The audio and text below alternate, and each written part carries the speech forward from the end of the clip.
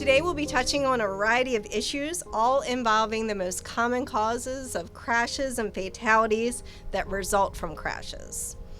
You may have noticed that just now I used the word crashes. You'll be hearing that same terminology all this morning. So we believe that, accidents are preventable. As Christy Nizer said, it's no accident that you speed. It's no accident that you drink and drive.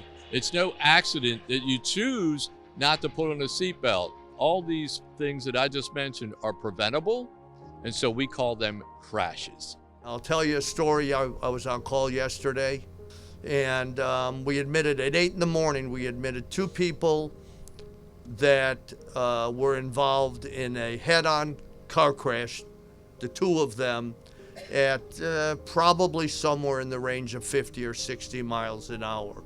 One was restrained, one wasn't. The lady that was restrained certainly has serious injuries, but was spared injury in her torso. The young man that was not restrained was ejected, hit the steering wheel, and went through the windshield.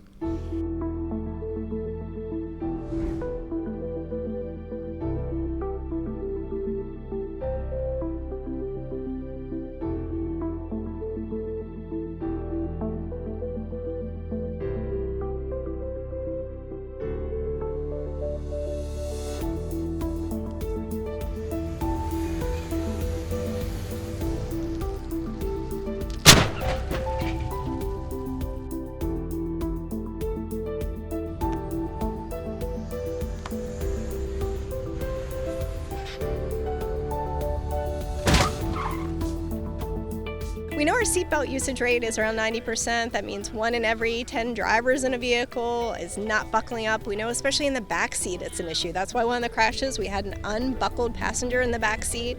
They actually wound up coming forward as a projectile and severely injuring the individual in the front seat who was properly buckled. So even if you're buckled, somebody in the car is not buckled, it can really have serious consequences for anybody. There is direct force applied, and then as they bounce in the compartment, there is additional injury mechanism and force that is applied to them. They have gone into the dash, come back, and are at risk for face, chest, and abdominal and pelvic injuries, all which are potentially life-threatening. 35 miles an hour. A lot of people don't realize the amount of damage that's caused, and your body is also moving at 35 miles per hour. So when you're restrained, you stay in position. The chances of you being injured are much lower. As you saw from this crash at 35 miles an hour in a rear-facing car seat, the child didn't move. So the chances of them having an injury goes way down. The other crash, 35 miles an hour, same type of crash, unrestrained. Look at the carnage. People flying around in the vehicle, they're getting hurt at 35 miles per hour. Doesn't sound very fast, but as you can see, it's very dangerous. Seatbelts work.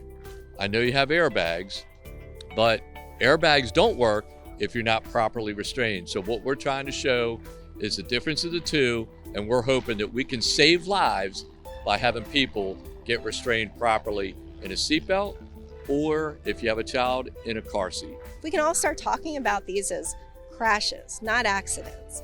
Something that has severe consequences for families and communities for years to come. I think that helps us get to zero because we take it more seriously and realize we all have a responsibility in driving the numbers down.